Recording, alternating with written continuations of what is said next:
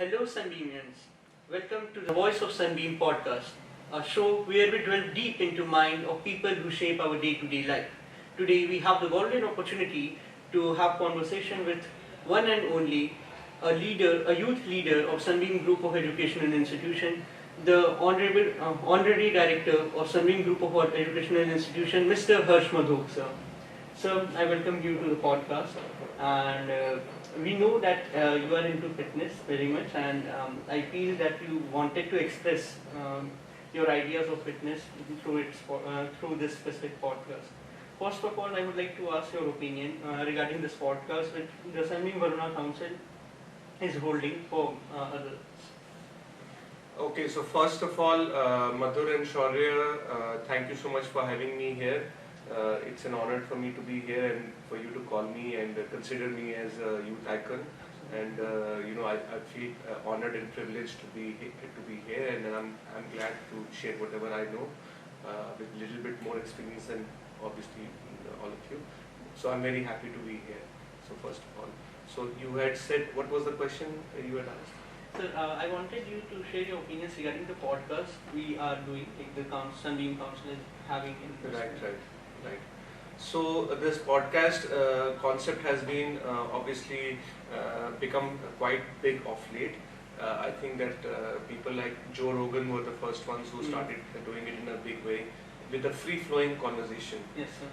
So I feel that we are not having conversations, we are getting stuck rigid, like let's say, people when they talk, I find that people are stuck with their opinion. They don't go into nuanced details of anything. They don't look at the whole picture. So when you talk and you have a conversation, you are trying to look at the whole picture, and you're trying to have a conversation. And you're not trying to say this is good or this is bad, but you're trying to have a conversation around it, because things are not, you cannot say in black and white. Absolutely. Mostly. So you need a very like a rounded perspective on things. So to say this is good or this is bad, that's not the way to go. You need a conversation, I guess. Absolutely, sir. So that's why I think podcast is a good way to do things. Absolutely, sir. And again, I would thank you to join us for this specific podcast. You took time out of your busy schedule for it. And let's start it without wasting any more time. Sir, what's your stance on fitness? Like when we speak out the word fitness, what is the first thing which comes in your mind, sir? The first thing which comes to my mind is that I feel there's a mental and emotional, connection with mind, body, soul. I think that's how you look at it. And I feel that physical fitness is one part of the piece of the puzzle. There's other pieces of the puzzle, such as, perhaps you do meditation, so you have mental peace and emotional peace you get from having good relationship with people around you. So I think there's many pieces to this mind, body, heart and soul puzzle, and fitness is one. They say fitness is the gateway. Fitness is the gateway because if your body is willing, then everything else is possible. I feel it's not the whole thing, but I would say it's the gateway. So that's the gateway. I think that once you get that piece of the puzzle sorted, it's easier to have all the other things aligned, such as being able to concentrate in studies and at the same time have a good relationship with people around you. Okay, sir. I would agree to your points which you right now said. It's the things which comes to our mind when we hear the word fitness itself, and hearing them from a person like you. Right. I'm so I get so happy. I see students like Madhur, and he's into fitness as well. And I'm so happy to see that all other students, they are getting into it and they're becoming aware of fitness and its importance. So I feel that it's a good thing for students to focus on. Sir, how do you think fitness is going to help the students, in general? How is it going to help students in general? Yeah. I think that you should do difficult things. I'm an advocate for people to do difficult things, because by doing difficult things and overcoming challenges, you have a strength of character and you become stronger. So fitness is one way to do it. There are other ways also, Like for example, my Hindi is not very good. So for me, maybe fitness is not a challenge as much. Yes. For me, like for everyone, the challenge is different. Mm. For somebody who's already into fitness, perhaps going to the gym, that they don't have that challenge. For them, it could be something else. For me, like the challenge could be like reading a Hindi newspaper, because my Hindi is not very good. I've not read the Hindi newspaper in a long time. So I think for me that would be like my challenge. I share the same challenge with you. I can't read Hindi very well. So because you get better at what you do all the time. Yes. So if you're doing fitness and gym, you get very good at it. But then it's not a challenge anymore for you. So you have to ask yourself, what do you find difficult? Maybe it's studying maths. I think maths, a lot of people get scared of studying maths. So I think that it's very individual. And if you're really good at maths, then you should try something else. Absolutely. So basically, you like people when they push themselves to their limits or push further. Yes, like take on a challenge, which you can try to overcome and overcome that. Like not very difficult also. I think there's a very interesting study on. We'll take a slightly segue into a different topic, but it is a very interesting idea called flow. Mm-hmm. And flow is this idea where where you come across a challenge, which is slightly above your skill set, and you put your mind, heart and soul into it, and you overcome it, and you need full concentration. They say that if you're like you have to ask yourself, like, are you bored all the time or are you anxious? Those are the two emotions. So being bored means that you're not challenged enough, and being anxious means that you are overly challenged. So we have to maintain a balance between these two emotions. So if you have a balance between boredom and anxiety, boredom is that the goal you have set for yourself is too easy. Too easy. I just have to cut my time. Today is a free day and I have nothing to do, so I'm going to sit around. So that's boredom and nobody to talk to. And anxiety is when, like say, your exam is tomorrow and you're not prepared. So that's anxiety.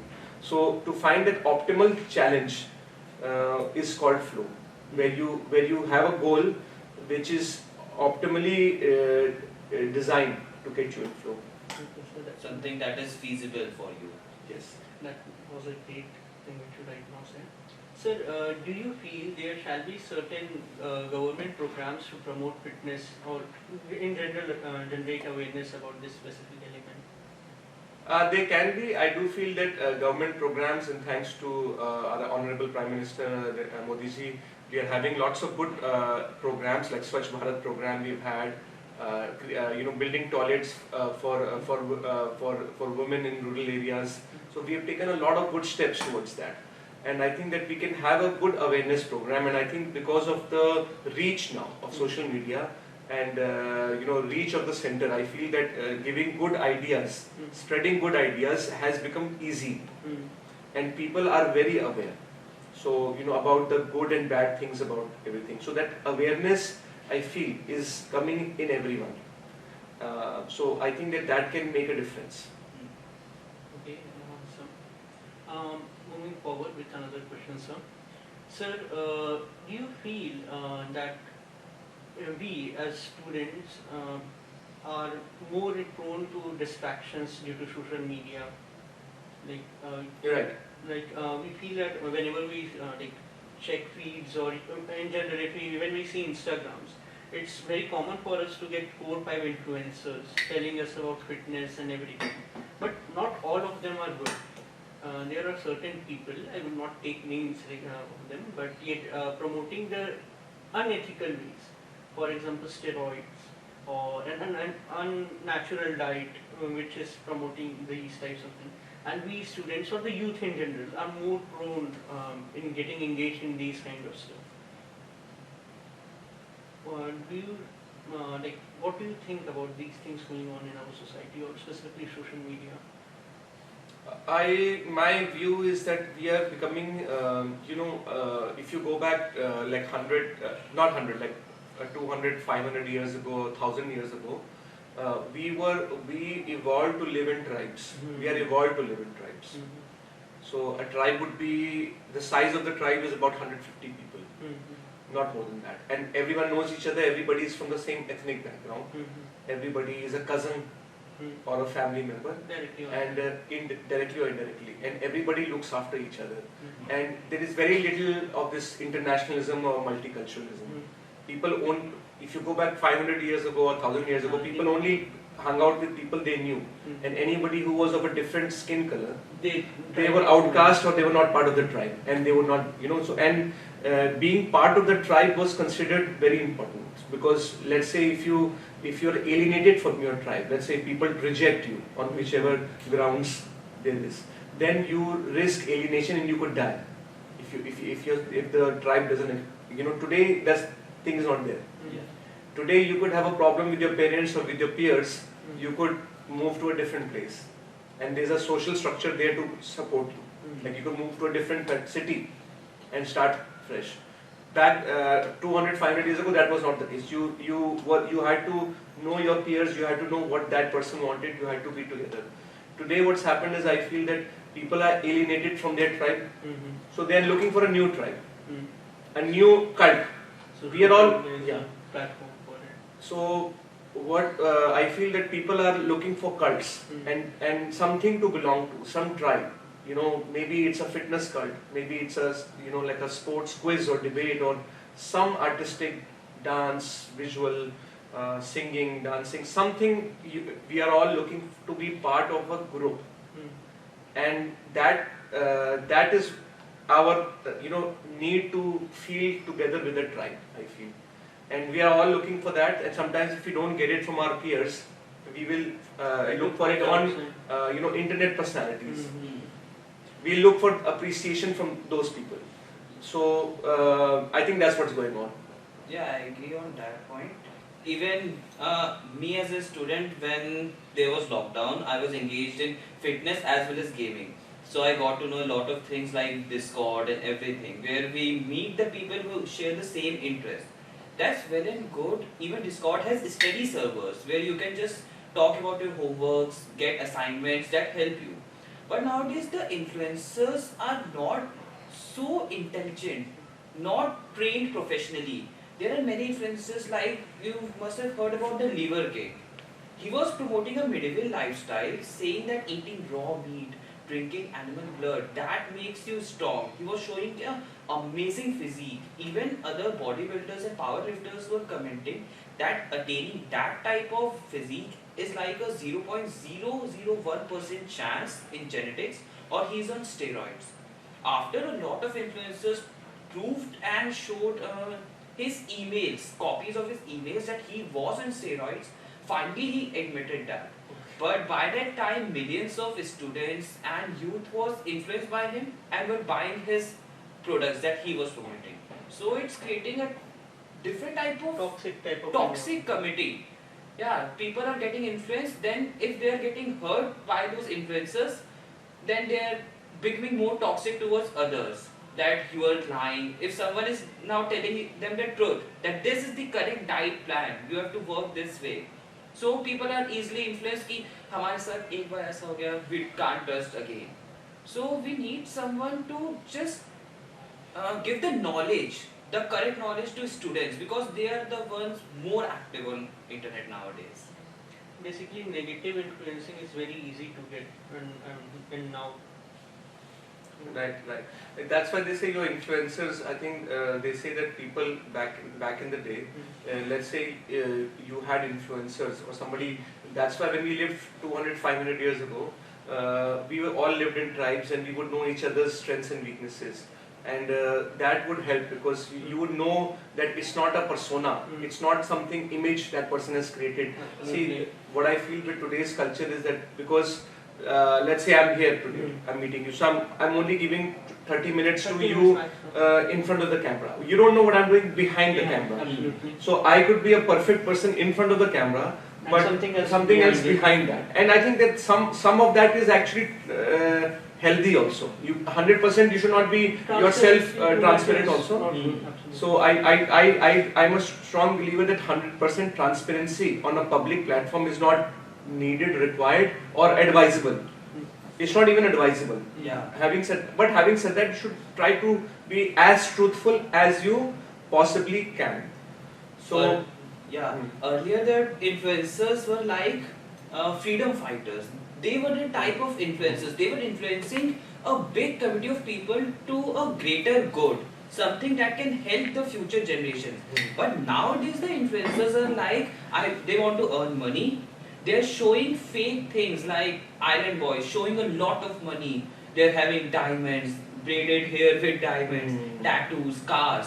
But when it actually get exposed, it's all fake money. Those diamonds are fake. Those houses and cars are rented. So that's not good. Earlier, our influencers were actually influencing people for something greater.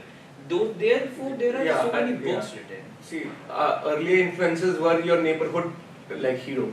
Yeah. Somebody who was your neighborhood hero who you looked up to, some big brother who had basically perhaps fought a robber and done something which your parents or everyone was aware of.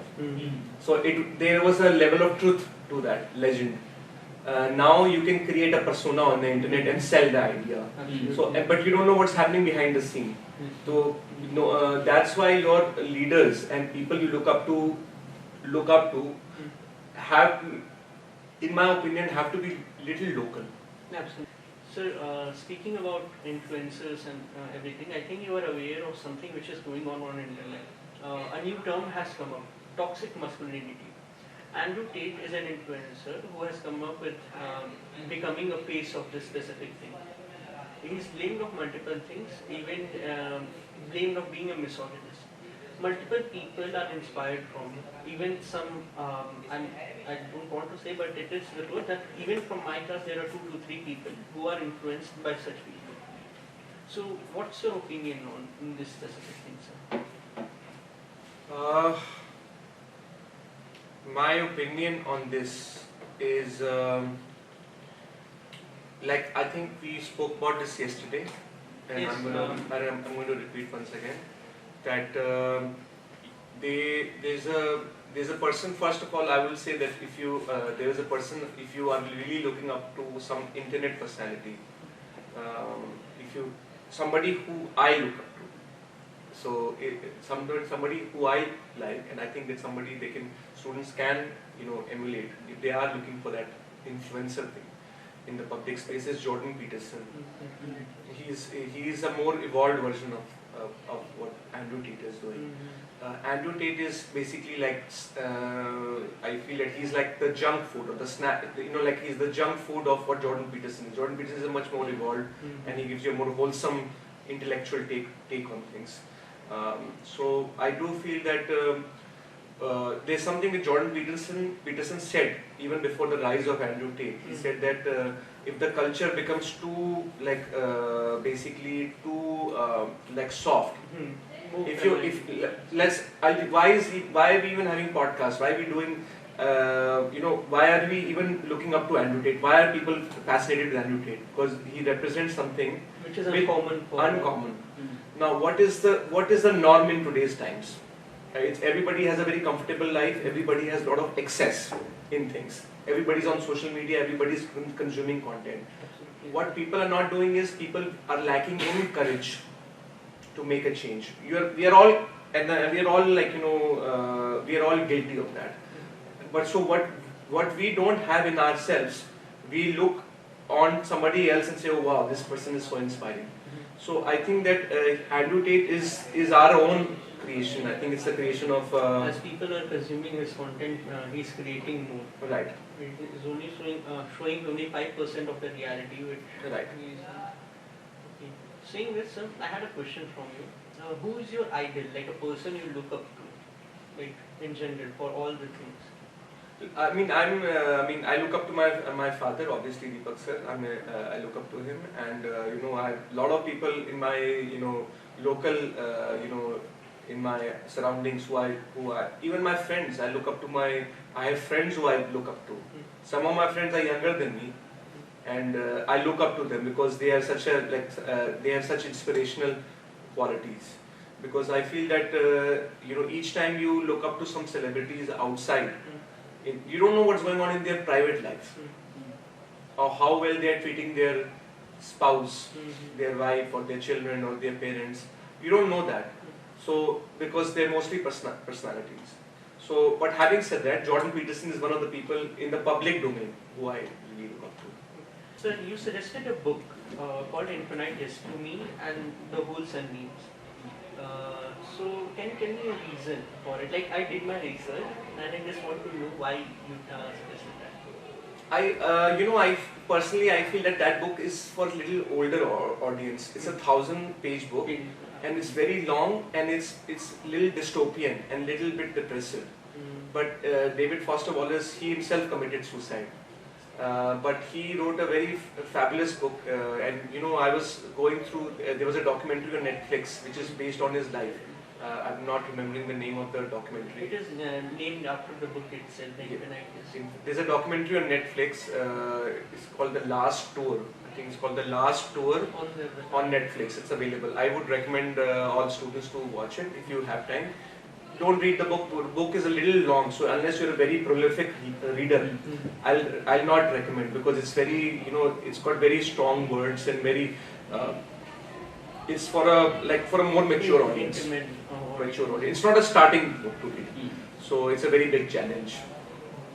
But if you read the synopsis of the book, it's basically based on this idea that David Foster Wallace, what he saw was that we are going to live in a time of abundance and excess, a time where you will not need anything except just to consume content on social media. And there's a movie, there's an entertainment movie in that book, which if you start watching it, basically the protagonist of the stories, what they do is they basically start watching a movie, and they are so hooked to it, it's so addictive that the only thing they want to do is to keep watching that movie. They don't want to stop watching. So it's so addictive, they keep rewinding and watching it, that they do it at cost to their own body, and they die. So people start dying when they start watching the movie, and anytime, let's say they're in an apartment, some people are watching the movie, they die. The movie, and then the firefighters come in, they open the door, and they see that the movie is on. They start watching the movie, and then they start dying. And then whoever comes to save, that loop starts. And what happens is that they have to cut off the wire from behind. Because as soon as they start watching the movie, they get hooked, and they don't want to do anything else, and they start dying. And I could totally relate with that. Sometimes, when I could personally, personally relate with it. Sometimes I'm myself addicted to my phone, and then what happens is that you do it you are so into it that you forget everything else, what is going on, your family or everything, and you just on it on the phone. It's so addictive, and they're basically all these programmers who design these things through these apps, through these apps such as Instagram, YouTube. They have your they have your algorithm. They know your preferences, what you want to hear, and it's so advanced that no human being can do that to you. Keep you constantly engaged and entertained. Sometimes it's like they're spying on us. Like if you're just chatting with someone about something like buying new shoes or something that happened in your life, the Instagram reels just change. They're showing shoes, they're showing things like you lost your friend or had a fight. They're showing either reels that will promote you to go and talk to that friend, or something that you should just walk away from your friend. So it's sometimes like they're spying on you. They are trying to understand the basic mentality of a person. Speaking of which, I would like to know your opinion on addiction in general. So people get addicted to their phone. It is even said by UN now. But there are certain cases where people get addicted to, for example, gymming. So do you find it healthy, or what's your opinion specifically on this topic, addiction, but in gymming or in general? Well, I feel I'm a bit of a gym addict myself, but having said that, I do feel that that balance is required, where you don't take your fitness more seriously than you should. So I think that there's a very interesting quote that in fact, there's a very interesting, David Foster Wallace, the writer of Infinite Jest, he basically said very interesting thing, that addiction, the word addict is a Latin word, and it has a connotation of, it means religious sentiment. So addiction and religious sentiment are basically in Latin, I think that's the word, Latin word is the same thing, and David Foster Wallace has spoken about it, and this is on YouTube.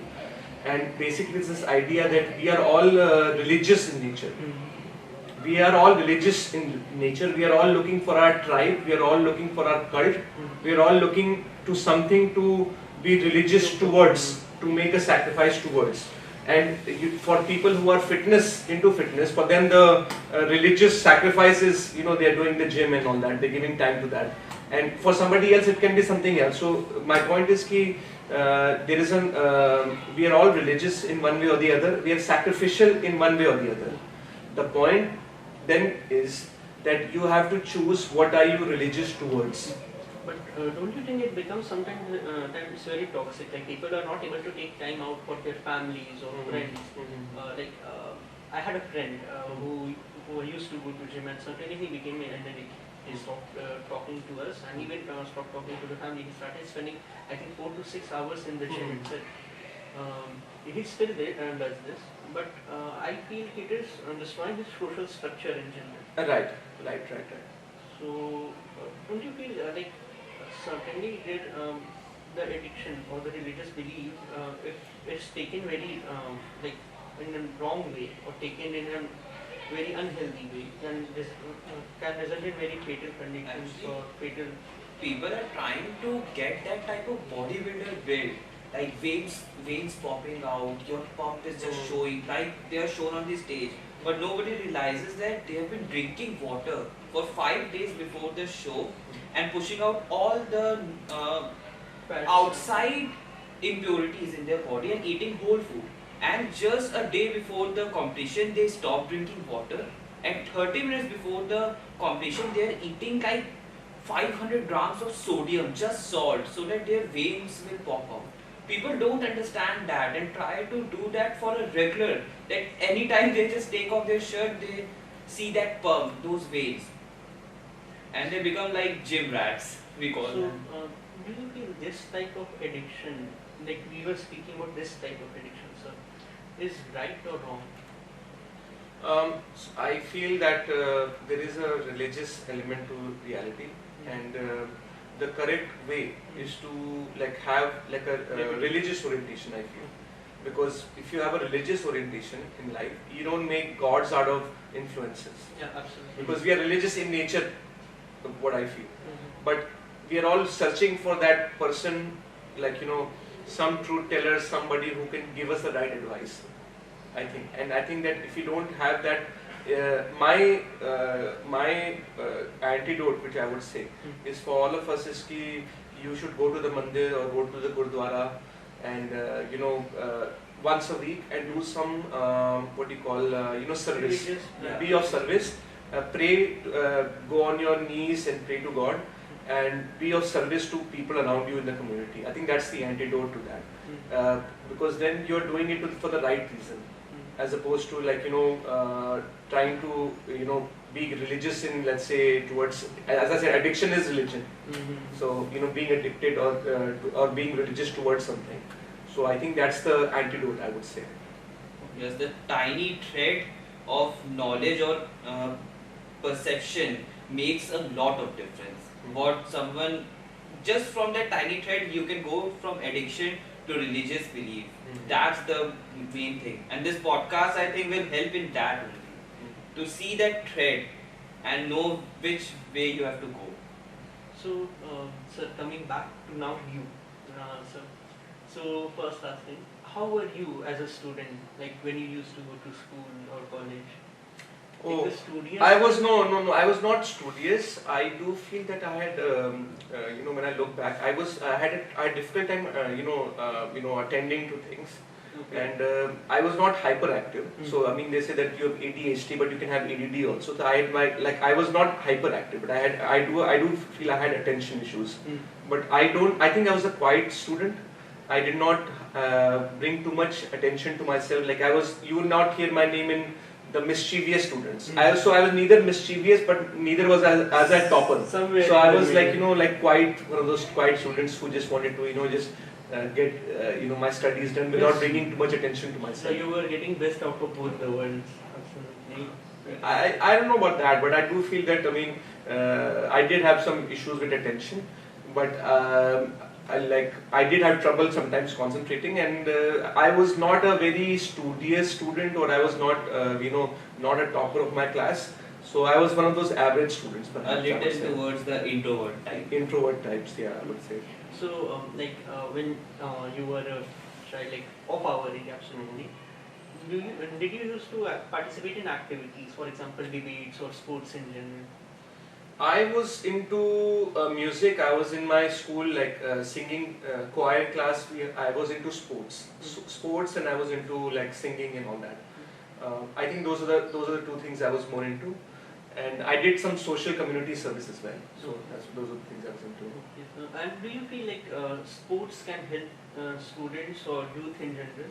Yes, I besides going to the gym, I don't know for all the viewers, I'll just say I'm into what you call basketball, and I'm into martial arts also. Okay. So martial arts is something new which I've started, but mostly I would say that from a like fitness is something fitness is a lone journey. Let's say if you're into bodybuilding or fitness, you do it for yourself and you're doing alone.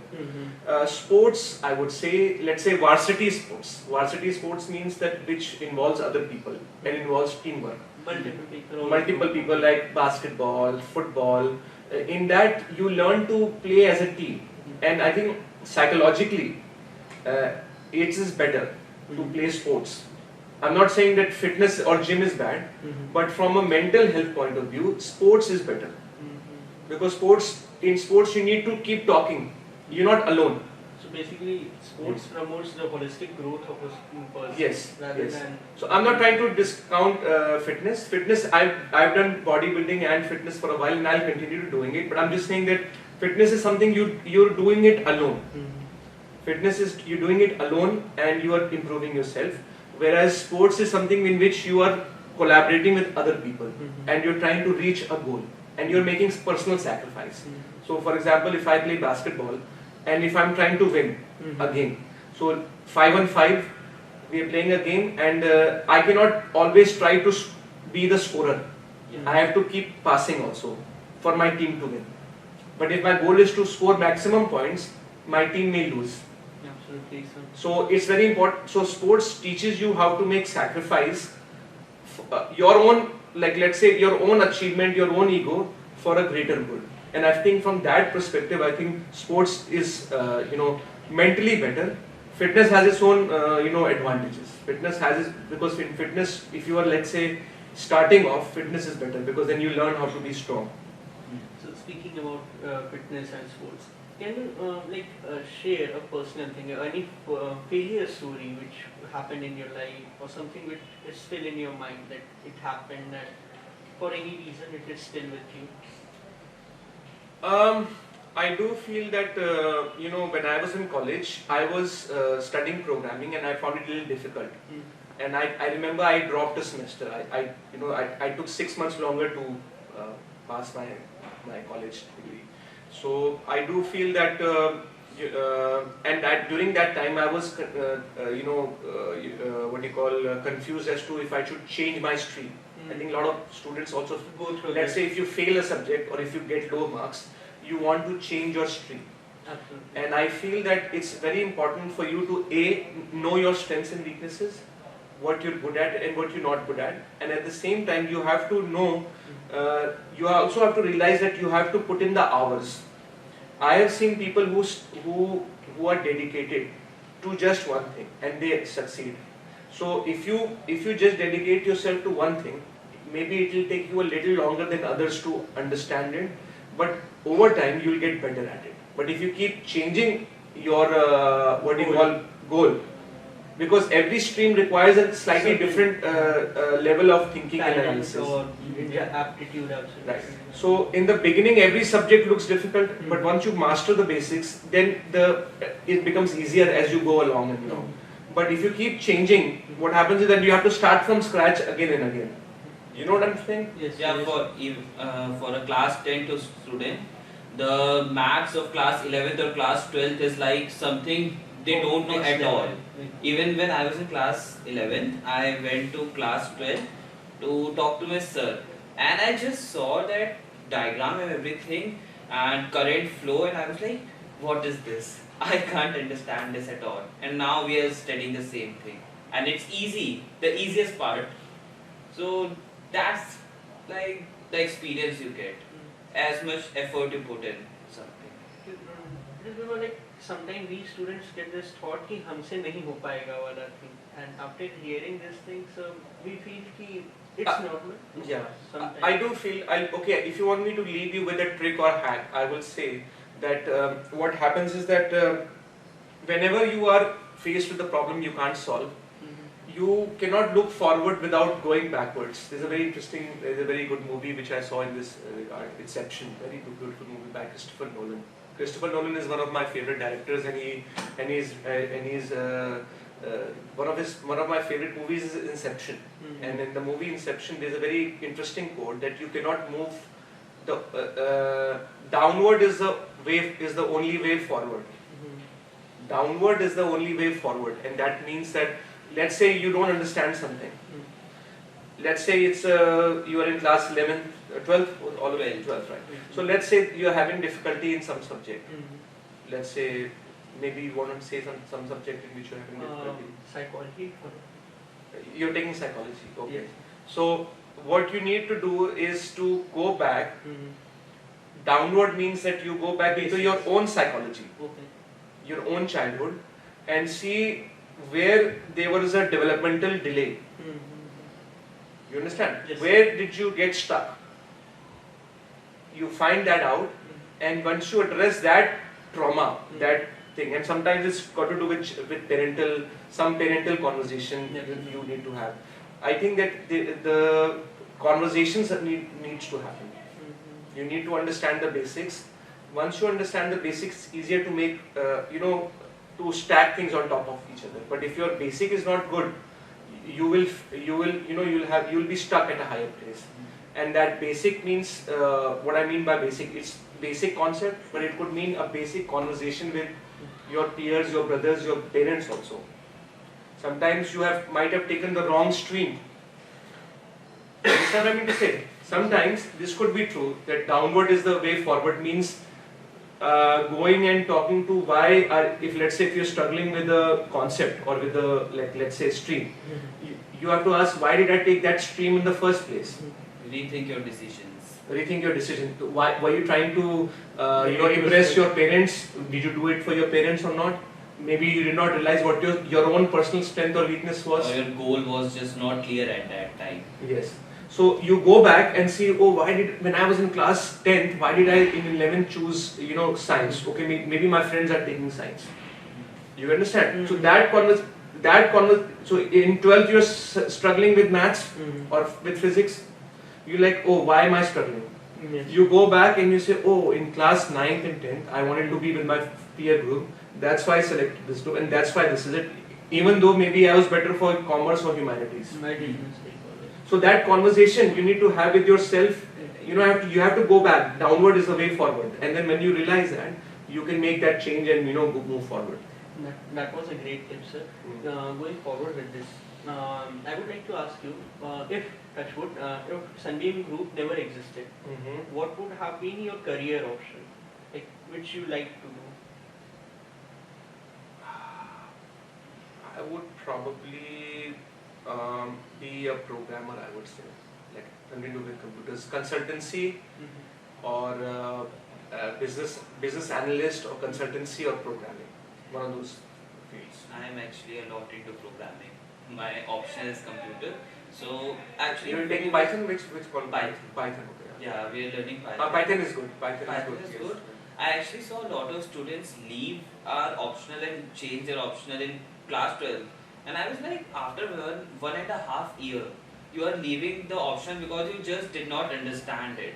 So I was like, it was the same for all of us. And if they would have just stayed like 1 month more, they would have started understanding it. Because after 1.5 years of practice, it becomes daily knowledge. At first, you can't just know everything. So when you were talking about giving it your all, rethinking your basics. So this is what I was thinking about. Yeah, though my friends could have just rethink their basic and started once. So going backwards is in stages. So going backwards means, let's say you're in class 5 or 6 maths, and maybe you're getting introduced to algebra. I don't know whichever class. So basic algebra is easy, but advanced algebra is a little difficult. Okay. So my point is ki if you're in class 9, 10th and you are having an advanced algebra problem, downward is the way forward, means you go back to class 5, 6 syllabus of that subject and saying, where did I lose myself? Where was the last checkpoint? Last checkpoint where you lost yourself. Yeah, where you were successful. Yeah. You were last best in class 6th, that you were doing algebra nicely, and then you lost track. You lost track in any topic. So then you can't start with 10th, because 10th is class 10th, 11th, 12th is basically when you are with advanced concepts.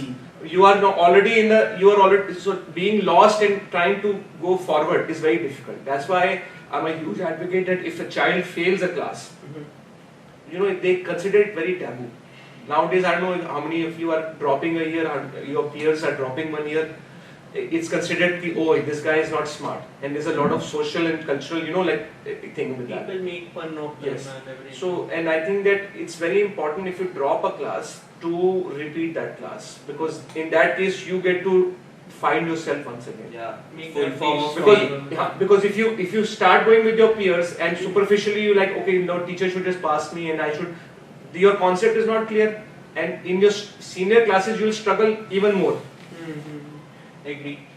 So, did you ever look up to modeling as a career option?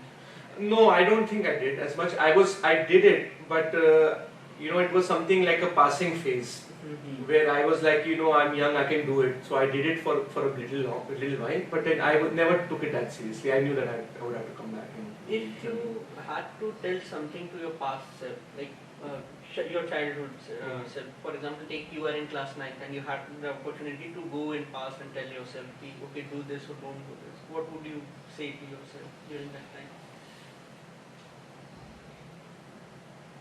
That answer keeps evolving all the time, and I think that I would tell myself to be more disciplined and perhaps do more difficult things every day as an exercise. Like fitness is one of them, but other things as well, like studies also. Like as a routine, do difficult things every day, do studies every day, and do things which you normally consider you would not want to do. So unpleasant things, because I think that when you're young, you can learn things faster. Like let's say if I concentrate and I want to study something, let's say if I want to study programming today, for me it's more difficult than it's for you, because your mind and your is more malleable at this age. So it's more flexible when you're younger. So what you can learn at 18, especially subjects such as maths and programming and science, your logical brain is more easy. When you're older, your psychological and your maturity, and you can become a better leader with what you know already. But logic is not that easy. I can improve my social skills when I'm older. I can become more social. I can have better leadership when I'm older. But logic, as in learning how to solve a mathematical problem, is more difficult when you are learning how is more difficult at 40 than it is at 18 or 17 for you all.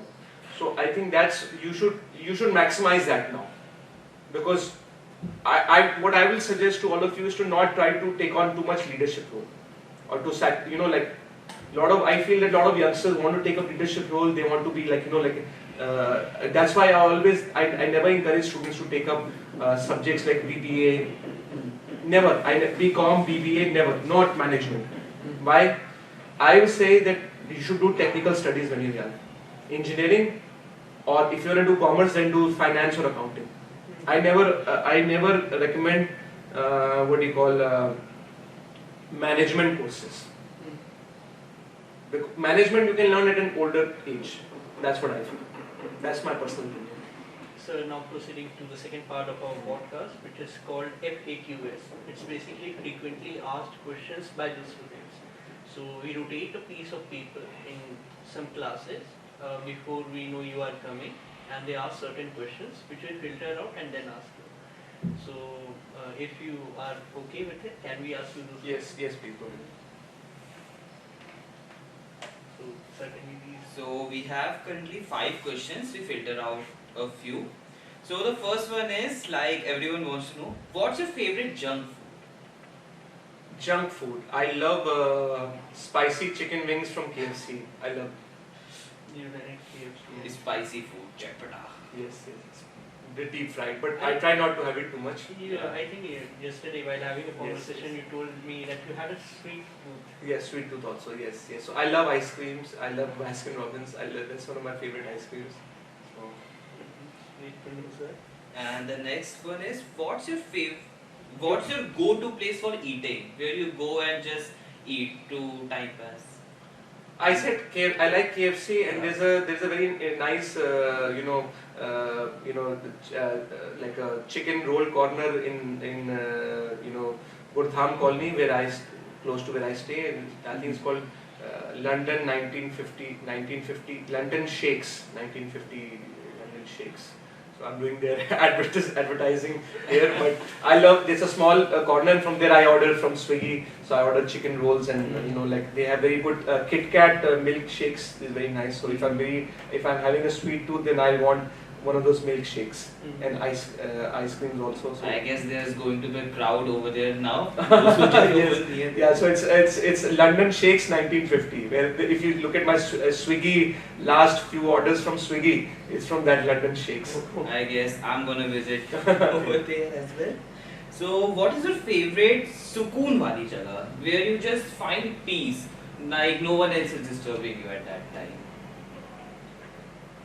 Oh wow! I mean, I would say that whenever I go to Mussoorie, I studied in Mussoorie, and I have a house in Mussoorie. So whenever I go there, there is a Landor is the area, and the Chakkar is a very nice area there.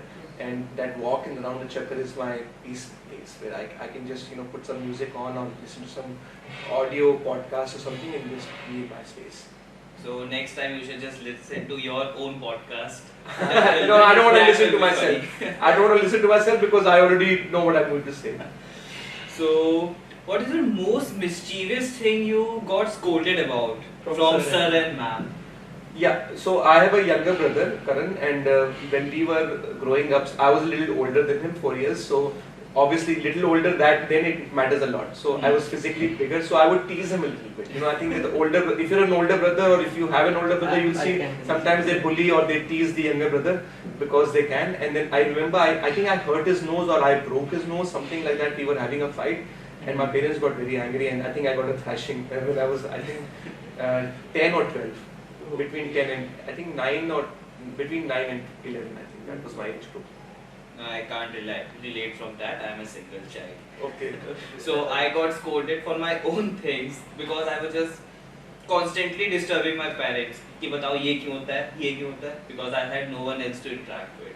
They say when you're only child, you're a little more spoiled. That's what they say. No, I was not so spoiled. I was actually more disciplined. Okay. I was kept in discipline. Everything was Okay. taught to me. Normally, a single child is more pampered. Pampered because the parents like, okay, no, we have only one. Because if you have two child, they get parent can say, okay, now we are going to favor the other child.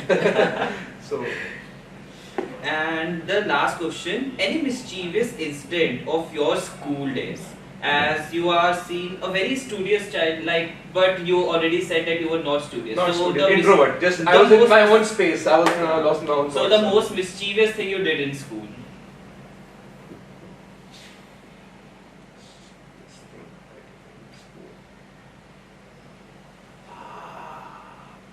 I don't think I did too many mischievous things in school. I don't think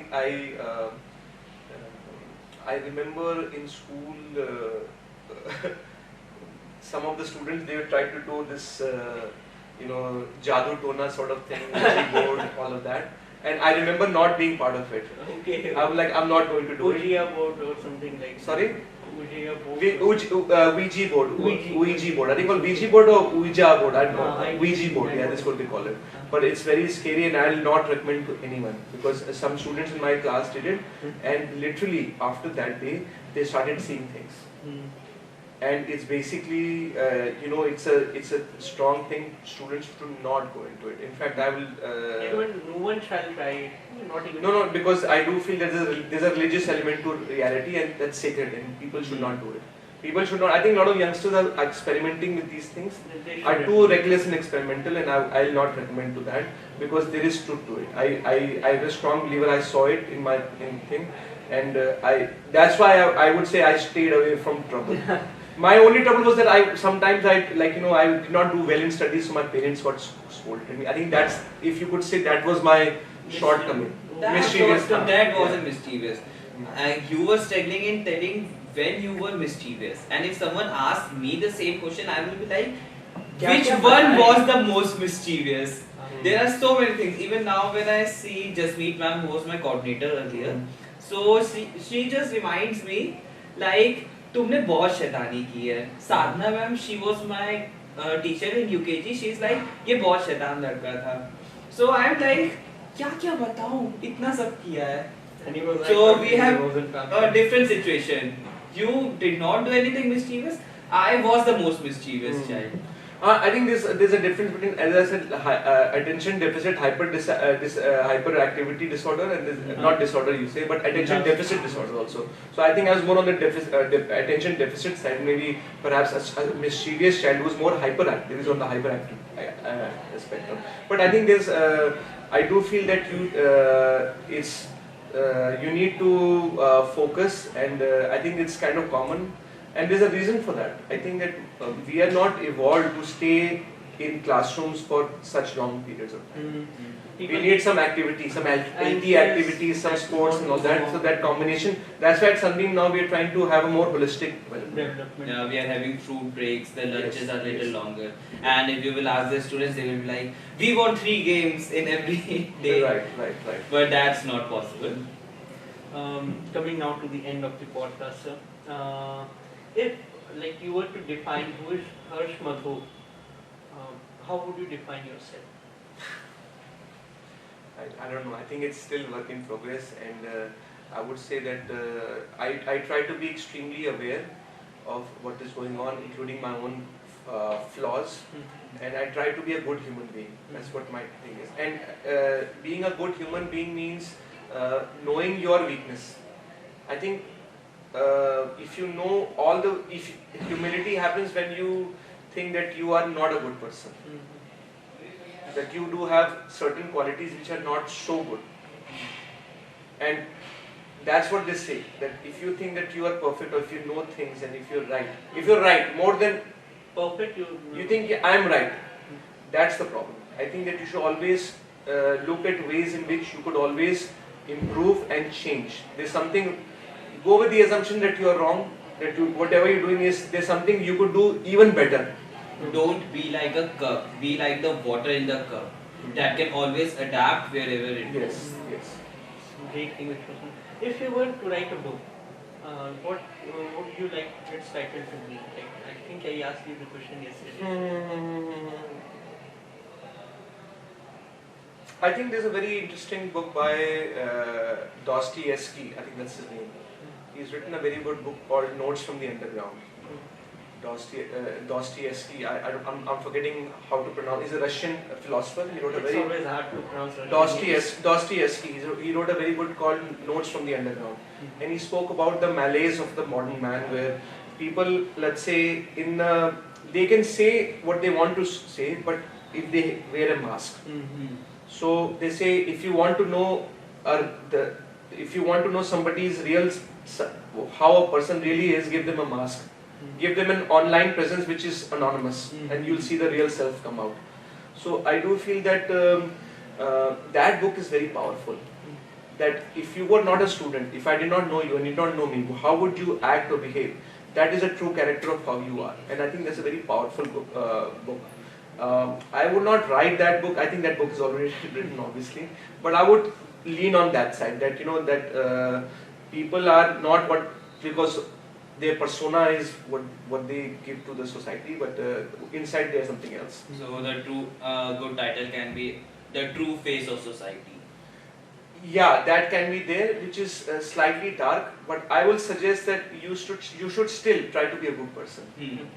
You should work on your like complexes in private, but you should still in public domain you should still put up a good face, even if inside there's some negative things about you. You should still honor, because people still look up to you. Like I know I might have some things about me which are not perfect or dark, but I know that a lot of students look up to me. So it's my duty as a contributing member of the society to put up a good mask, even if some of it is not 100% true, because I know a lot of people are looking up to me. We had this same thing at the starting, that you can't show the 100% transparency. You can't. Yes, have you should. 100%. I will say once again, 100% transparency you should not have.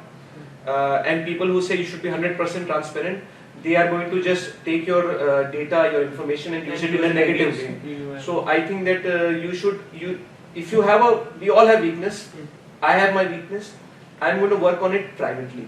Not try to be myself completely in the thing, because I think there's a negative thing. You'll attract negative attention on yourself. People will try to cut you off or use your thing against you, and worst is people will try to emulate you. Like a lot of people will try to emulate the negative things I'm doing. Yeah, I know a lot of people, I know for a fact that a lot of people maybe want to see the negative side of me and copy that part. It's very easy to copy the negative side, Right. absolutely, and Right. they justify it by your actions. Right.